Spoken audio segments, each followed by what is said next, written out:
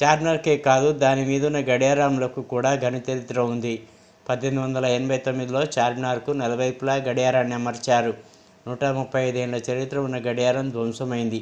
చార్మినార్కు మరమ్మతులు చేస్తున్న క్రమంలో ఇనుప పైపు తగిలి గడియారం ధ్వంసమైంది. అయితే గడియారం పాక్షికంగానే ధ్వంసం కావడంతో ఇంకా పనిచేస్తుంది. మరి 135 ఏళ్ల చరిత్ర ఉన్న పురాతన గడియారాన్ని మార్చి కొత్తది అమర్చుతారా లేక దానికే రిపేర్ చేస్తారా అనేది వేచి చూడాలి.